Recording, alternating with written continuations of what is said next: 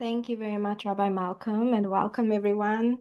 Thank you for being with us. Let me just quickly share my screen. Um, I have to make you co-host, Jess. You just make you co-host. okay. Um, Okay, now you should be able to share. mm,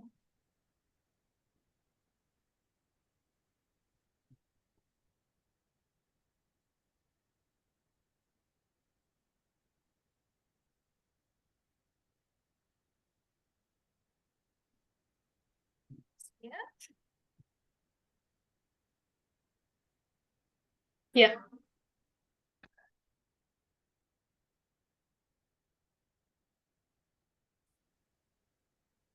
Can everybody see? Yep. Okay. Before I start, I just want to give a bit of information about me. Since I was small, I've had a fascination with Africa, Jewish history, Jewish heritage. And so I've just always been very keen about not just my own history and heritage, but about different African Jewish communities. And I decided to study religious studies at one point. And one of the topics was the early church history in Africa. And I thought that was interesting. So I zoomed in there.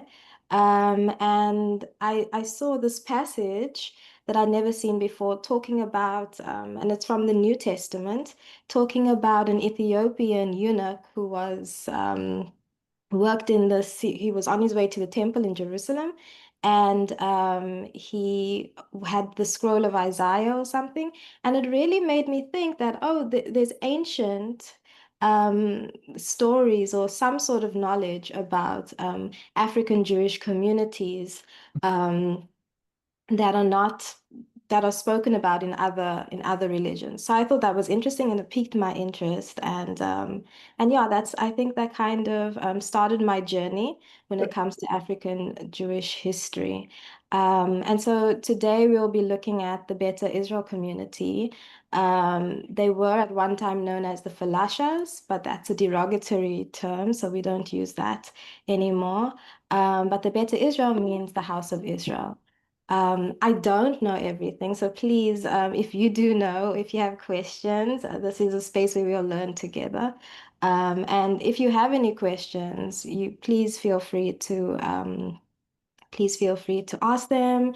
While I'm speaking, I don't mind.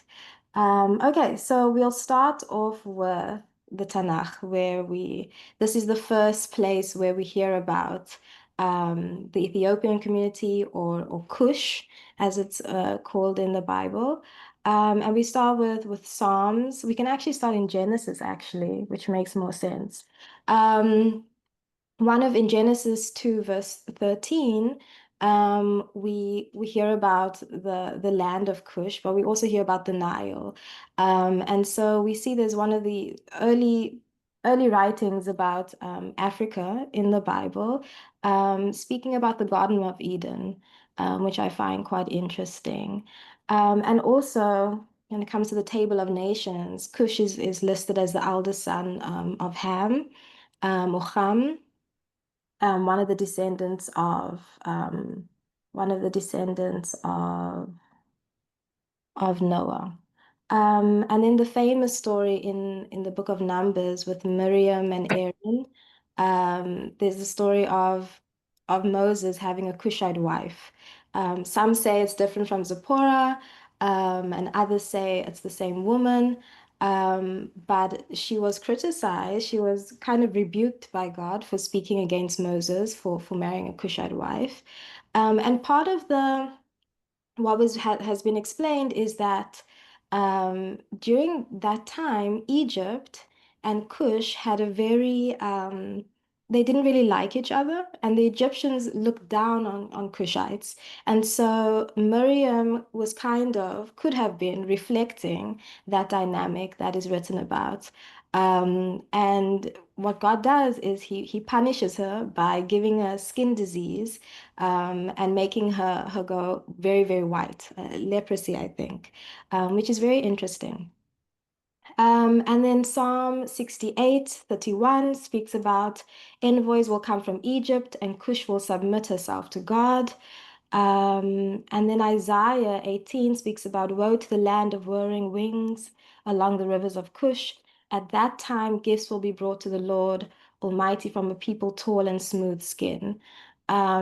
Which is really interesting because we've always, I think, sometimes when we think about the religion of the Bible, we think it's just confined to ancient Israel. But we're getting clues that there was a knowledge of God in other nations too. Zephaniah says, from beyond the rivers of Cush, my worshippers, the daughter of my dispersed people, will bring me offerings, which is also very interesting. And beyond the rivers of Cush would be the Nile. Very important point. And throughout the Tanakh, we have a lot of instances where, for example, during the time of King David, there were Cushite runners. You have lots of situations where not just Cush is mentioned, but Egypt is mentioned. Egyptians are mentioned amongst the people of Israel. So I think we should try and develop a picture of ancient Israel as a society that was very integrated with other cultures and other people, especially Cushites. They're quite prominent in the Torah. But who is Cush? So today, whenever we hear Cush, especially in the translations of our Bible, we think Ethiopia. But historically speaking, Cush was not modern day Ethiopia. It was only the northern part of Ethiopia. But Cush encompassed the whole of Sudan and the whole of Eritrea, which is very, very interesting. So in my mind, when I read Cush, I automatically translate it to Sudan and northern Ethiopia. There's a famous, so and I think this is also interesting when it comes to, and we'll see a bit later, the Jewish kingdom that was in Ethiopia.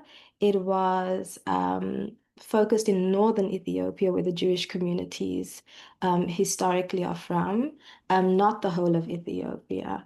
So yeah, in the Bible we have Cush, the elder son of Ham or Ham. And also Nimrod, the infamous character Nimrod, is a descendant, the son of Cush. Um, the elder son of Ham, and is traditionally linked to land south of Egypt. And the people are described as a tall people with smooth skin. And I think this very much describes Sudanese people, especially those from the south. But then obviously the Ethiopians, northern Ethiopians, and the Eritreans. Um, so the name Ethiopia is from the Greek. And this is not the actual name of ancient Ethiopia, Kush. It's from the Greek word. I think the Egyptians called Ethiopia or parts of East Africa Puntland. Um, but in our translations, they've equated it with Kush, but it only encompassed part of Kush. Yeah. So here's a map of ancient Kush, and as you can see, it's Sudan, Eritrea, and only northern Ethiopia and a part of Djibouti. Um, but they were one nation, which is really important. And we see a big chunk of southern Egypt, which I think would be important later on when we look about some of the origin stories of the Ethiopian Jewish community. Is there any questions so far or comments? No, okay. Yeah, I've Origins. got a question, Jess. I've got a question. Hi. Thanks for this. Jess, when you refer to ancient Kush, um, do we have an idea of what the years were? I mean, was it biblical time? Was it before the? I'm just trying to get a kind of a timeline in my head Mm. around what ancient means, what the word actually means. Yeah, I would say ancient Kush, and I'm not very good with timelines, but it existed as at the same time as ancient Egypt. I would say also when the Babylonian exile, for example, so Okay. 500, yeah, 500 CE and much older. I know the Kushite kingdom. I don't know, Rabbi Malcolm, if you want to add anything, but it's quite an old kingdom and quite established. But referring Probably to the goes, time.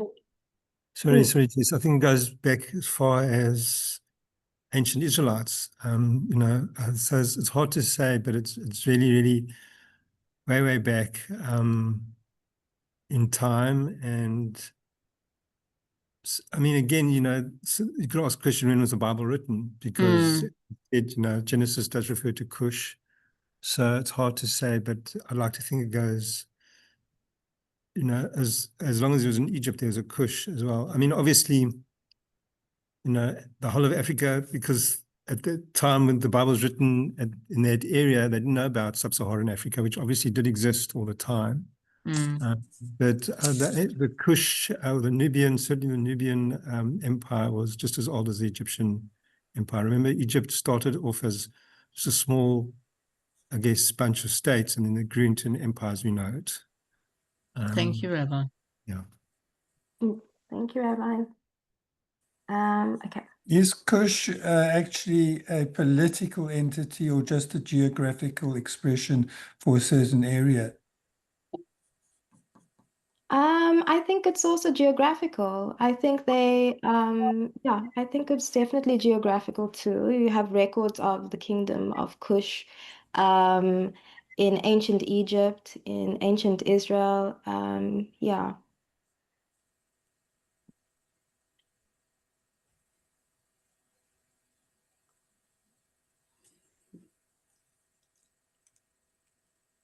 So today we're going to look at the four main origin stories of the Ethiopian Jewish community, the Beta Israel. And I think the most famous would be the story of the Queen of Sheba and King Solomon. Um, Queen Sheba, or also known as Makeda, visits King Solomon in First Kings and is very impressed with him. And I'm sure she took back knowledge to go back home. According to the Kebra Nagast, she has a son with King Solomon.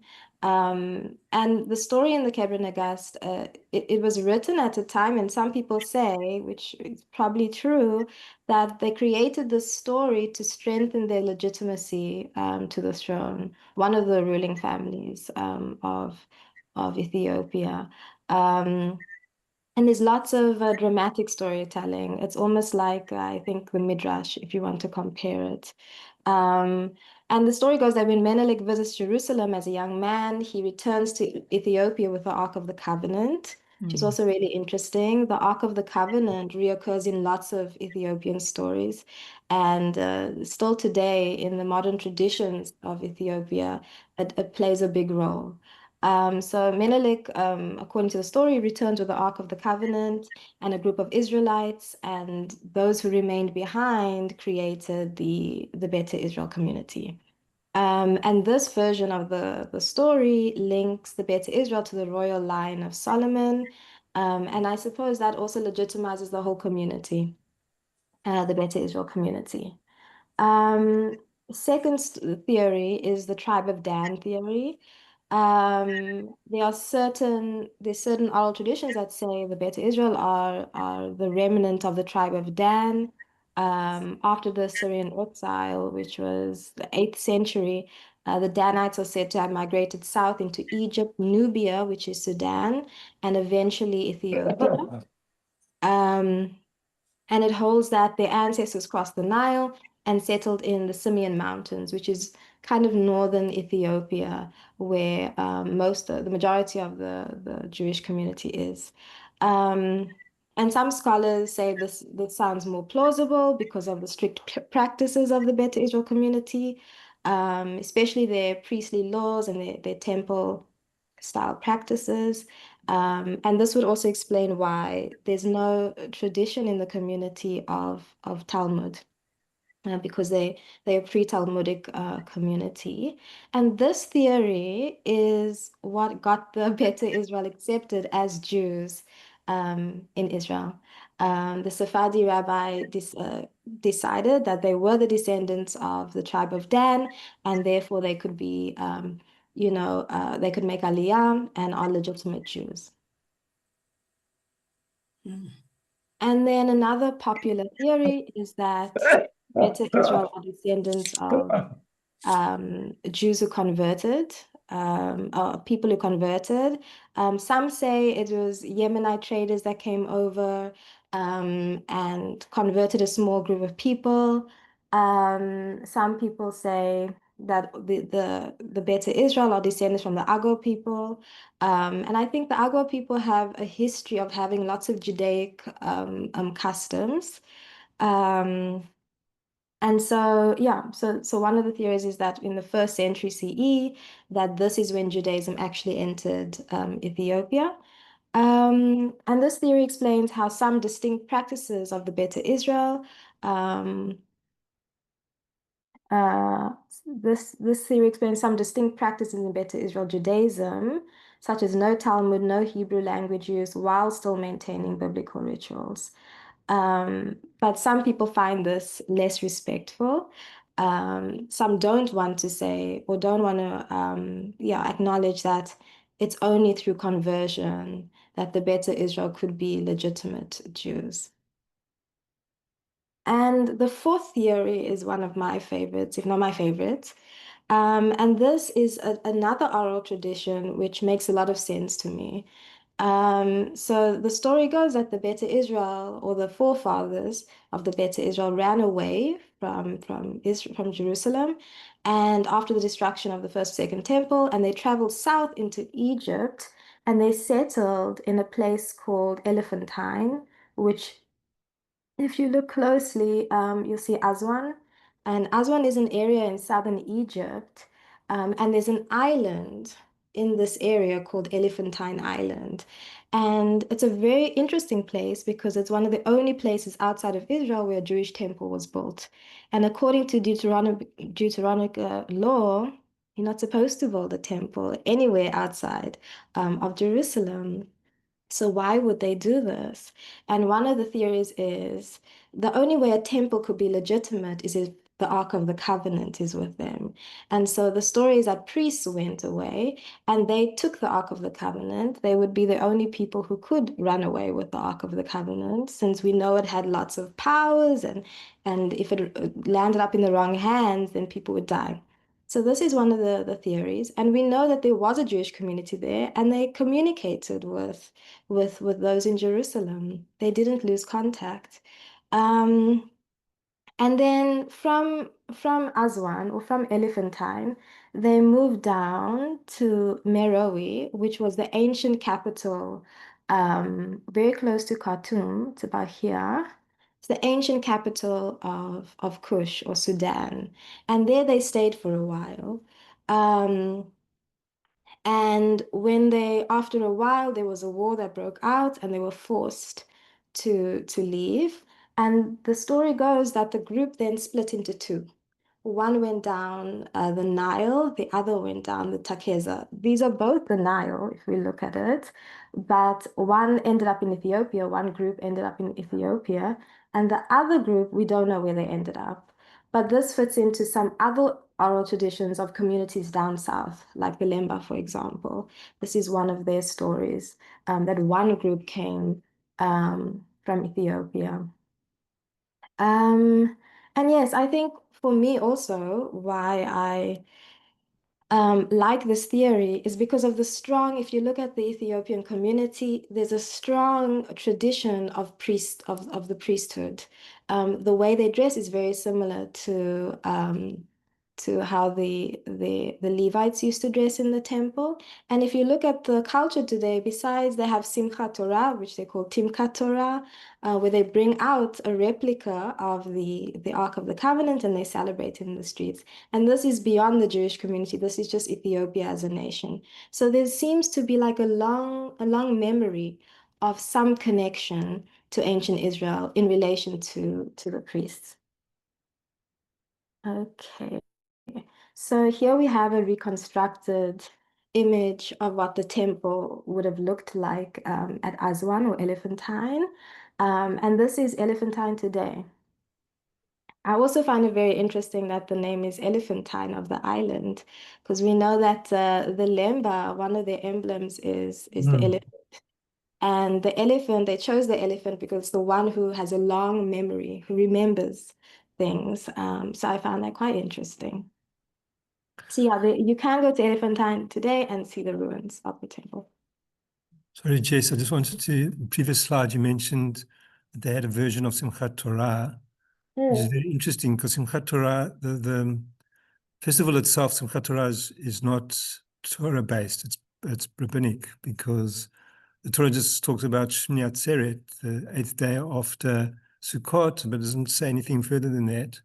And the rabbis are the one that said, well, if you have 2 days Simchat Torah, Shmini Atzeret, then the second day Simchat Torah is celebrating the end and beginning of the Torah cycle.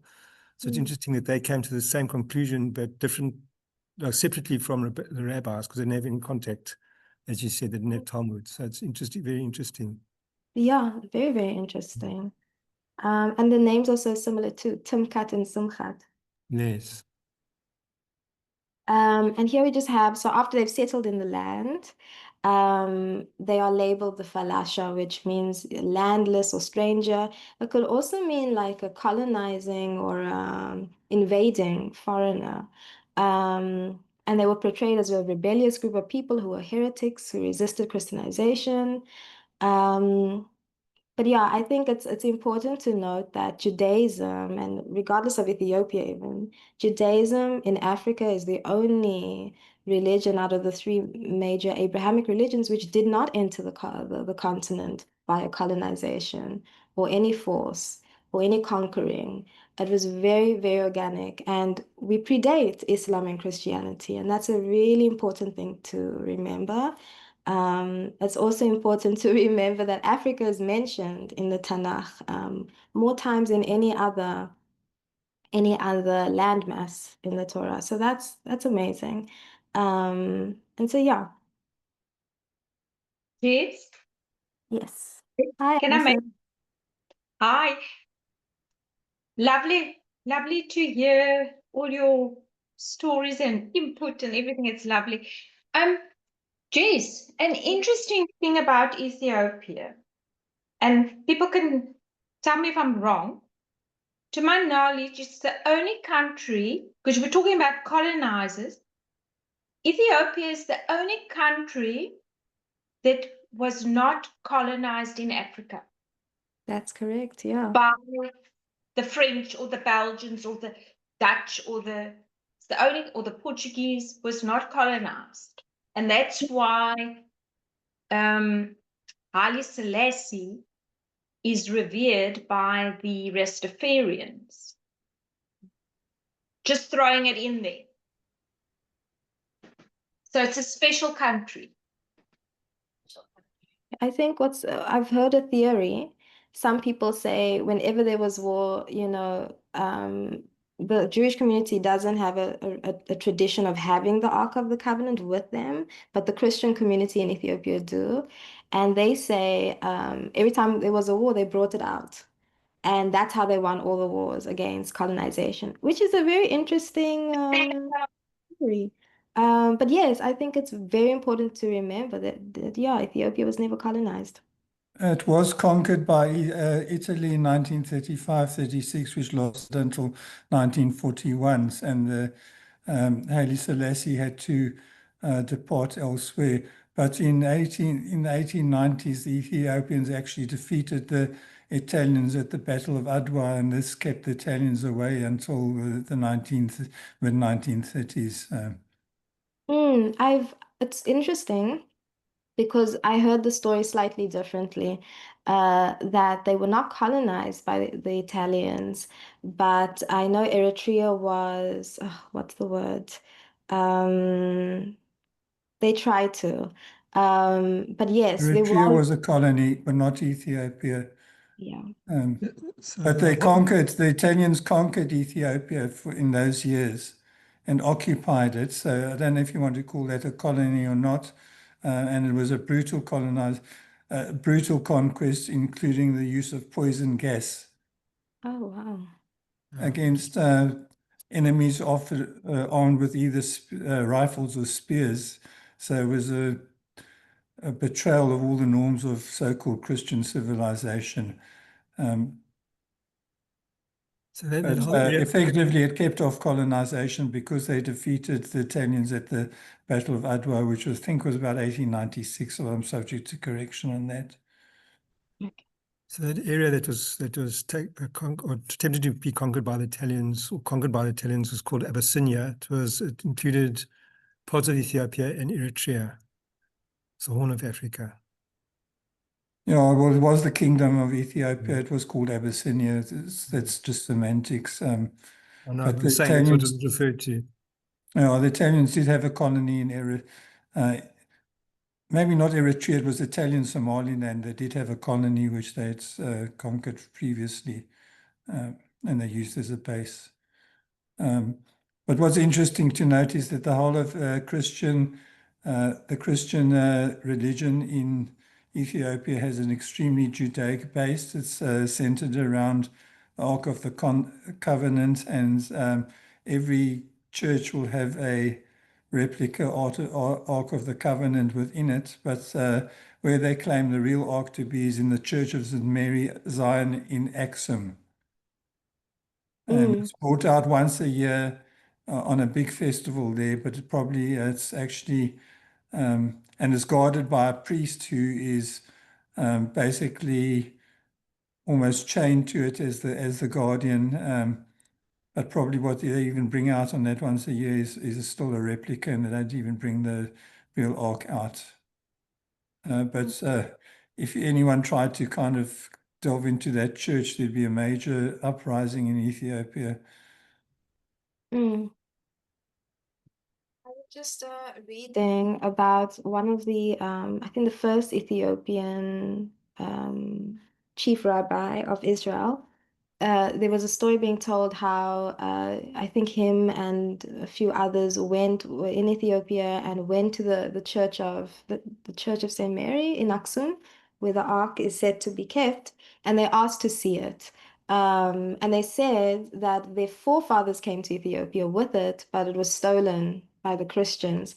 And when they went to ask to see it, they were told, no, you can't see it. So they went away and they did a cleansing and they came back and said, can we see it now? And they said, no, the only person who's able to is the guardian, or else you'll die if you look at it. And so they didn't see it. But I do think it's thank you for sharing that. There's a really, really rich history of the Ark in Ethiopia, which I think we should pay attention to. Really interesting.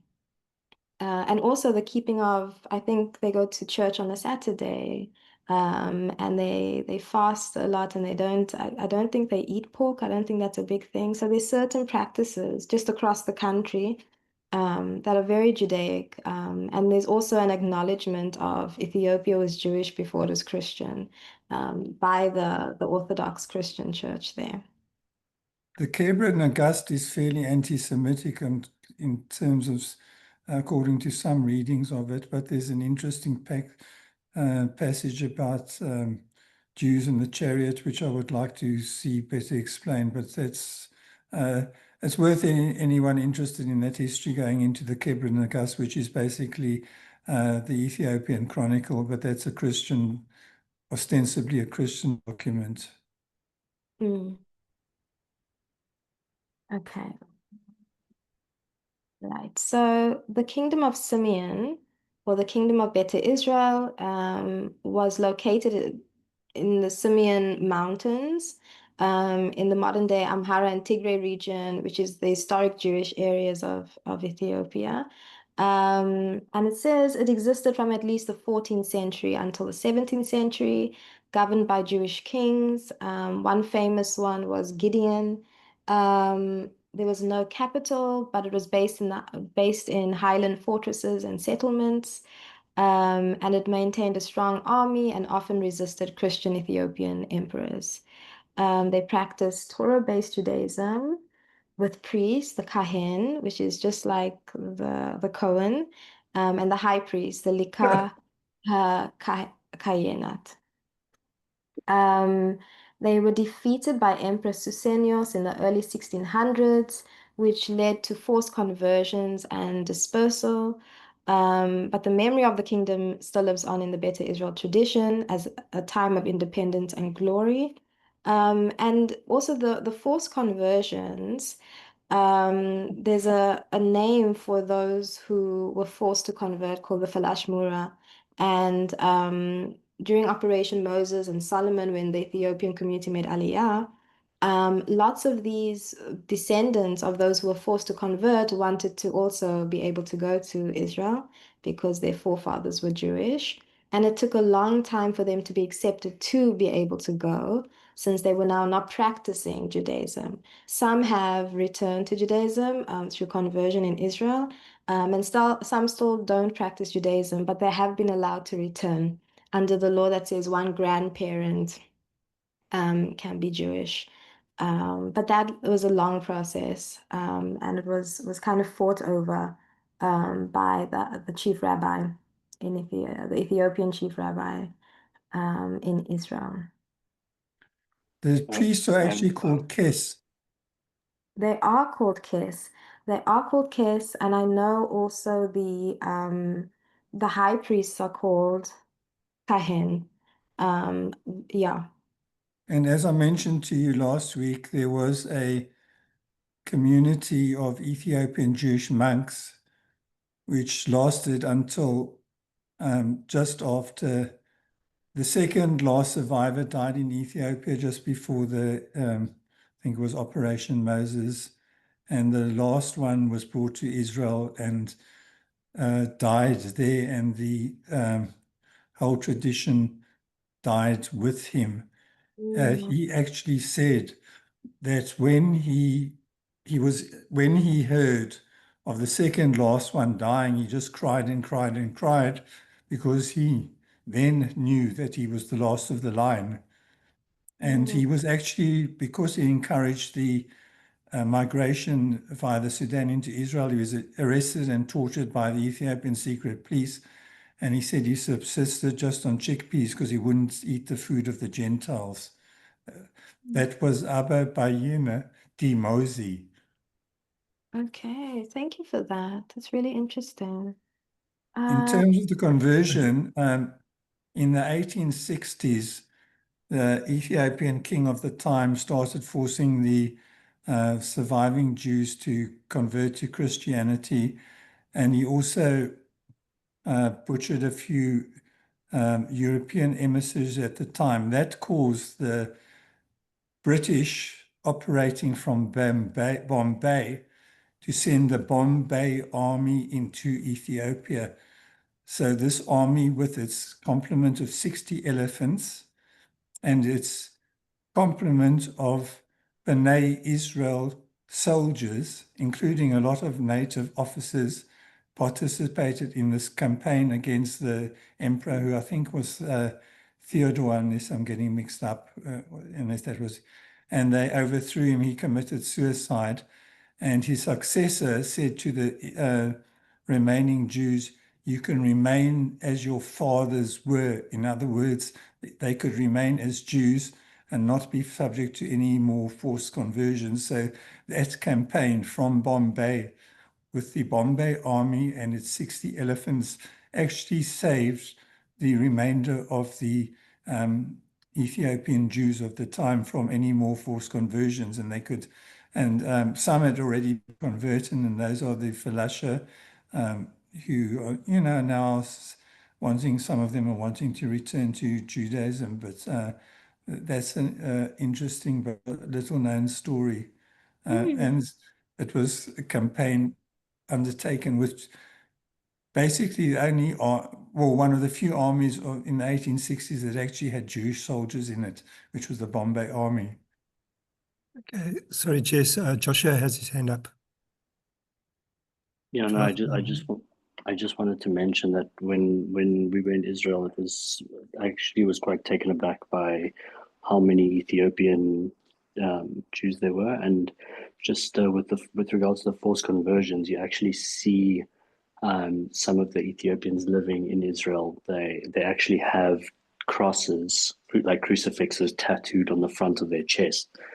I mean, not chest, on the front of their forehead, which they obviously they had to have done to prove that they had renounced Judaism during the time of the forced conversions.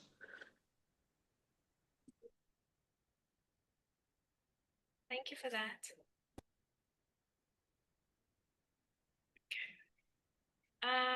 Okay, so here's a map of the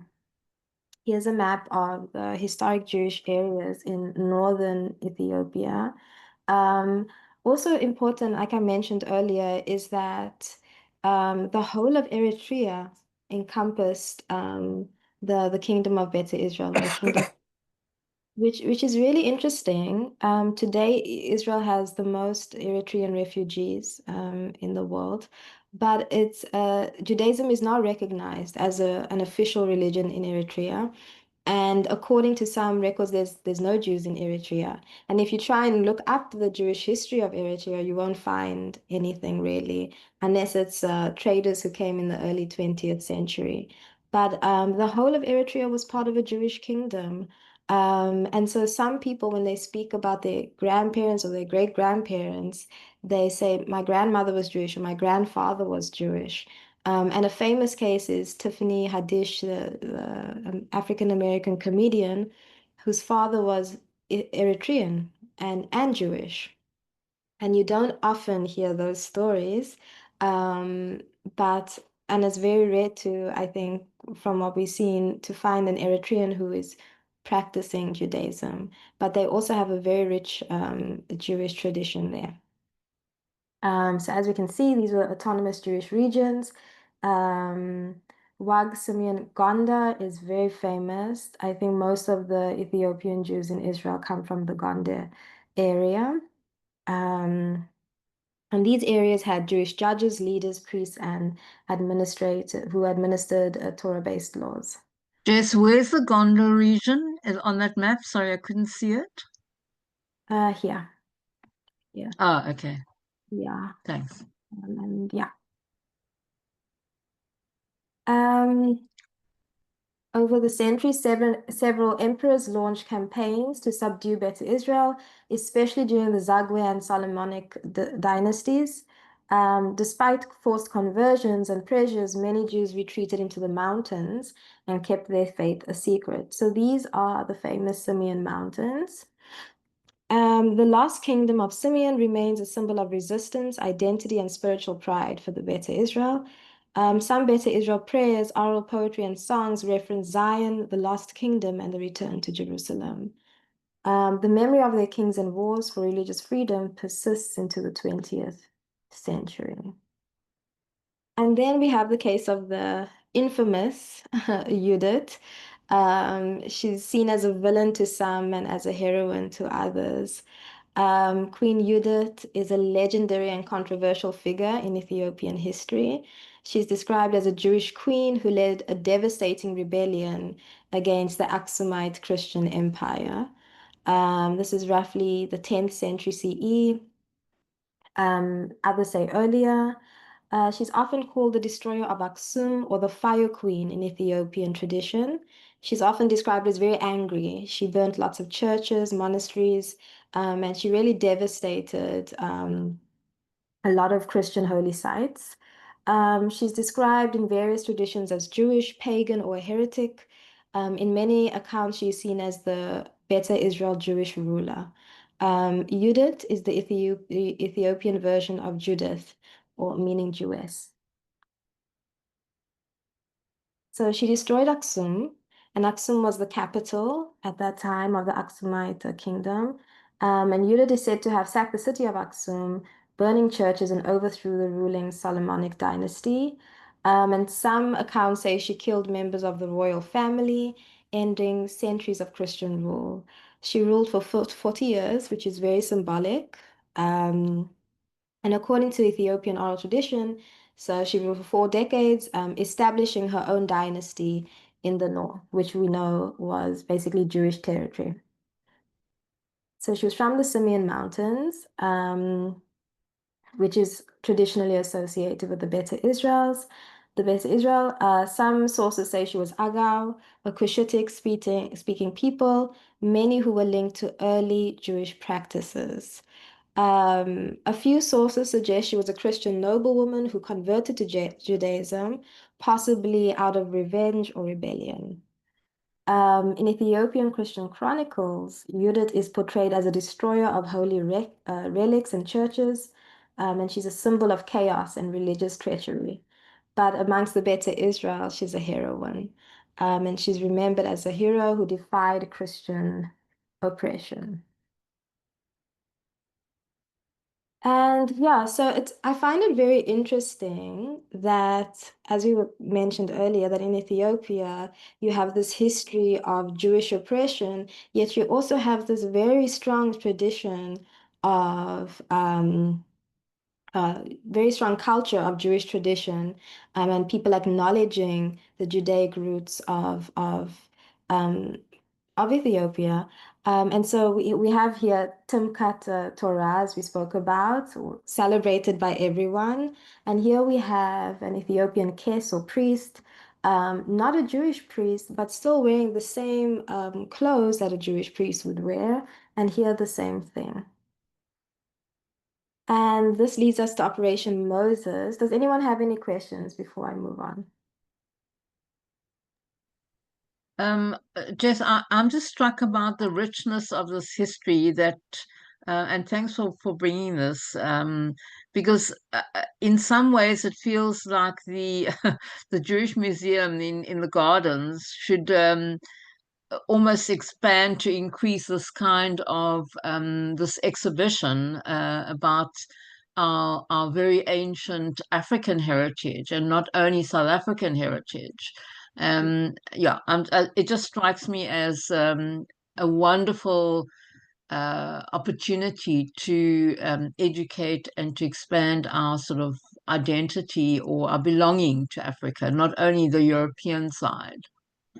Thank you for saying that, Barbara. I completely agree with you. And I think that's also why we're doing these shiurim, to remind ourselves about our deep connections to Africa. And I mean, we became a people in Africa. You know, we marched out as a nation from Africa, and that's very significant. And I think the Ethiopian Jewish community, um, their history is showing us something much deeper.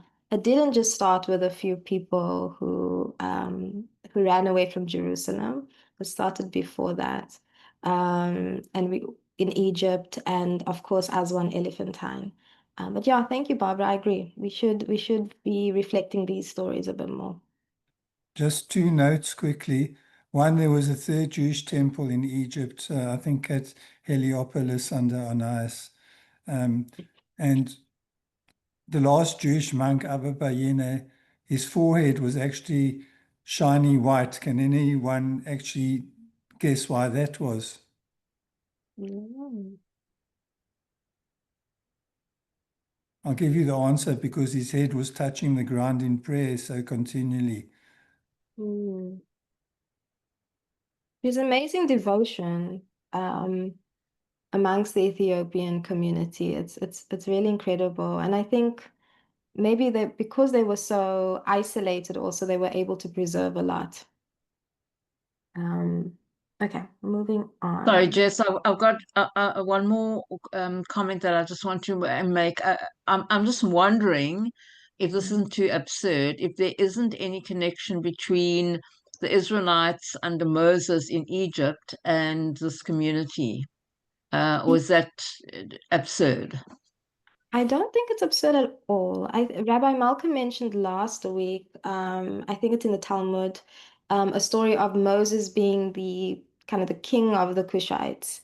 And there's also another story I read about him being a war general during his 40 years for the Cushite army. And so I don't think it's far-fetched. I think that there's so much we don't know. He spent 40 years in Midian, and then he's also said to have a Cushite wife. Also, very important, his great nephew or Aaron's grandson, his name is Phinehas or Phineas, as we know. But his actual name would be Pinahasa, which is an ancient Egyptian name meaning the Sudanese one, which is very significant. What don't we know about these people? And we know how important names. Yeah. I think Phinehas's name in Hebrew is Pinchas, which is very close to what you're saying, the African name. And I think also to remember that the name Moses or Moshe was an Egyptian name, so it came from Africa. And his Hebrew name, according to the Midrash, is Tuvia. So we call him Moshe all the time, and you're using an African origin name. Yeah. Interesting. What's always fascinated me is within African Jewish communities, you don't just have a story of we were once Israelites and our forefathers, came here. You have a strong tradition of we were priests. The Lemba have that tradition. The Ethiopian Jewish community has that tradition. In Jerba, an island of Tunisia, same tradition. There's lots of Levites in Africa. And it's also interesting that the Levites, which Moses and Aaron were part of, had lots of African names, Egyptian names. It's predominant amongst this tribe. So I think there's, like I said, there's a lot we don't know, and there's lots of deep African roots here. Jessica, Yes. I'm so sorry I came in a half an hour late. I couldn't help it. I just want to tell you that I watched last night, I've recorded it, Al Jazeera, there's a documentary on the Ethiopians, how they were rescued by Israel. Very interesting, and gives their roots and their backgrounds and all that sort of thing. I've got it recorded. If anybody wants to watch it, they can come to my home and watch it. But just incidentally, it's not Moshe. In Egypt, he wasn't called Moshe, he was called Musa. Okay. That's Thank you for that's Arabic form of Moshe, but Well, I was in Egypt and they called him Musa. I'm talking about Torah. So in the Torah it's Moshe. Arabic is Musa, quite right. So the Quran talks about Musa, and in Egypt they speak Arabic today. So it will be Musa. But I'm talking about Torah, our own tradition. But I think they did. Never mind, I won't say anything. No. Anybody Just wants to watch Arabic it can phone me and come and watch it's a 2-part series about the Ethiopians, how they got it, and the background and everything like that. And it's very interesting. Thank you so much, Hilda. All right. Okay, Operation Moses. So there were 3 operations that helped the Ethiopian Jews make Aliyah. There was Operation Moses, Operation Joshua, which was much smaller, and Operation Solomon. Moses and Solomon, of course, going after the tradition, the link between Moses and Cush, and then King Solomon. So the purpose was to secretly bring Ethiopian Jews from Sudan to Israel. At the time, there was a civil war and famine in Ethiopia, and thousands of Beta Israel fled to Sudan, to refugee camps in Sudan under harsh conditions, and many died during this journey. And another thing about Operation Moses and Solomon is that it very closely, it has overtones of the Exodus. There's the fleeing from a place of oppression, and running to a land of refuge. I do think it's interesting that they went to Sudan first. Even though it was hostile to Jews, it was very interesting that they went to Sudan. And I really wanted to go a bit deeper into Operation Moses and Solomon, because there's many amazing Ethiopian leaders who made this happen in the background that we don't always hear about. And maybe another time we can go a bit deeper into that. So yeah, so the flights went via European countries, mainly Belgium, and then to Tel Aviv, so not direct flights. And around 8,000 Jews were rescued during Operation Moses.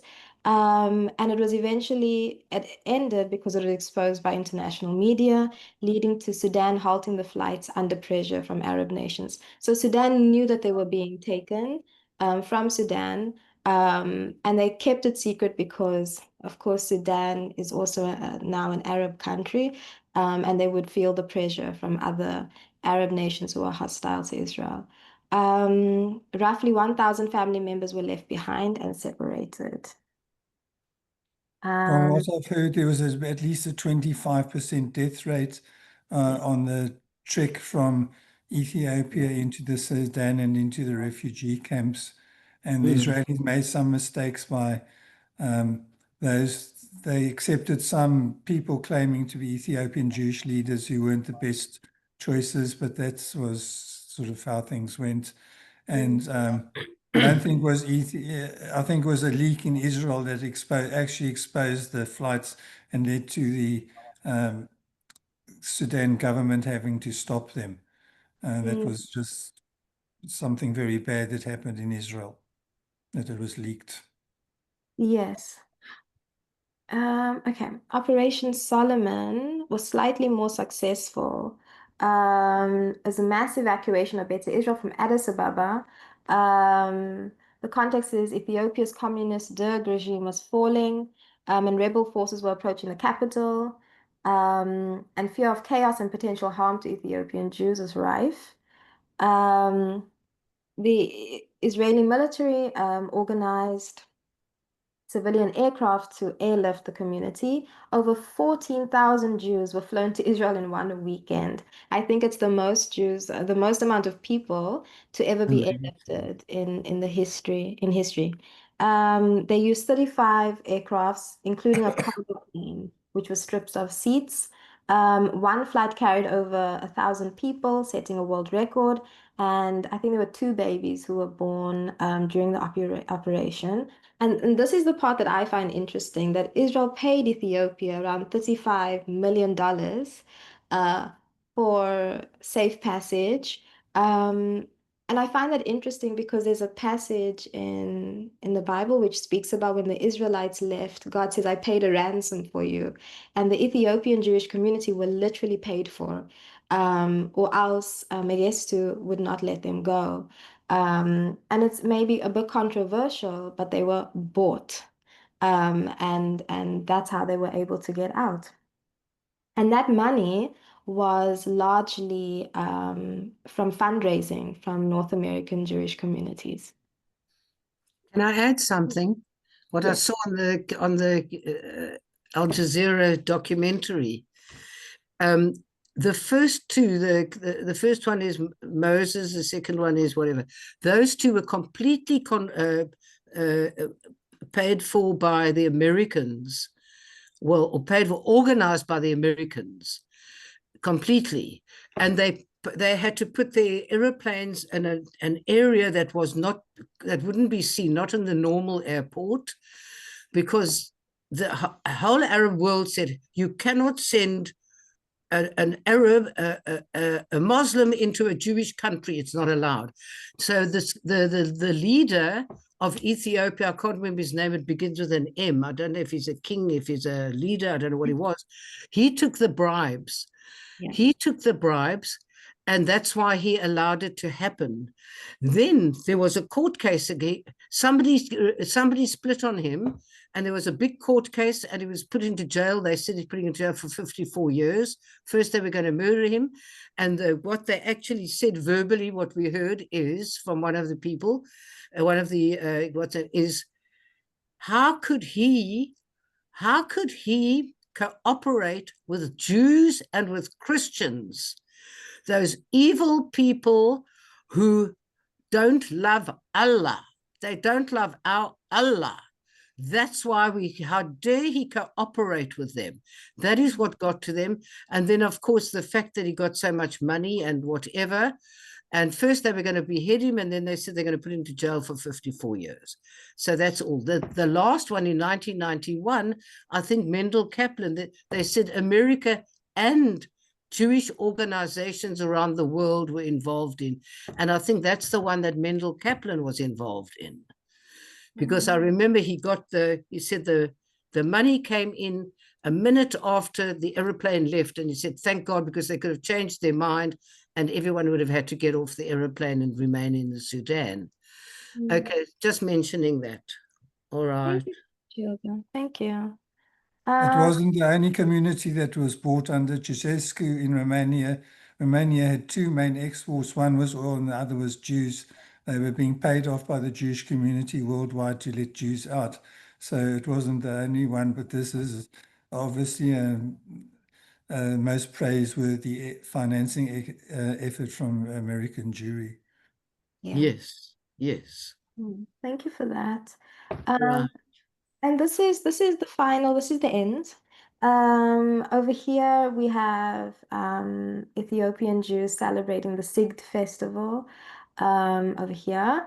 And on this photo we have the former chief, the late chief Ethiopian rabbi of Israel, and his son and his successor. And here's a photo of the Ethiopian community back in the day. But yeah, thank you everyone for joining That us. guy in the right speaks on the documentary, that guy. Not This the one? one. Look at the top right picture. There are three people. There's the priest, then the grandson, and then the son. He speaks in the documentary. That's excellent. The one Thank with the black hat on. Hmm. I'm sure Okay. it's him. Does anybody have any more questions? I think we a minute away from ending. Not a question, Jessica, just a repetition of what Barbara said much earlier. It's a wonderful opportunity. One should be talking to Wayne Sussman. You were at the African Jewish conference that was here, and he should be talking to the Jewish Museum. Yeah, I They agree. can collaborate, put something together. I mean, it is a wonderful opportunity. We're so often accused of not being sufficiently cognizant of where we are in the world here in South Africa. And here we've got a wonderful resource. So I would simply recommend that somebody talk to Gavin and Wayne quickly. I agree, Sally. I agree. Thank Sorry, you. Jess, can you stop screen sharing so I can see all the people on the screen? Oh yeah, sorry. Okay. Let me go out of Say goodbye. Just a big thank you. Big thank you. Yeah, so that's all. Absolutely. So Excellent. thank you very much, Jessica. So Excellent. we're going to meet again on the 30th. Why so long? Because I'm taking leave, and so we're going to meet on the 30th again. And we're very lucky and privileged to have a Professor Weinshank, who's going to give us some talks as well, 4 talks on the Jews of North Africa. So on the 30th, he's going to talk about the Jews in Maghreb, which is the North Africa Morocco. region, on the 30th. So please keep that date and log on the 30th of July. Thank you so much for Thank you, calling. Rabbi. Thank you, Jess. It was And enjoy your outstanding. Well done. break. Enjoy your Thank you. break, Thank you, Malcolm. thank you. But much, thank you, Jess, Jessica. for a wonderful Thanks. presentation. And we Excellent, all learned excellent. a lot. Excellent. Excellent. And I bid you all good night. Take care. Thank You're welcome. you. Thanks, Jess. Bye. Are they going to send a recording? Are they doing Yes, a yes, the recording will be sent to you Wonderful. by Vanessa. Thank you very much. Pleasure. Take Bye. care. Good night, Bye, everyone. everyone. Bye. Bye. Bye-bye.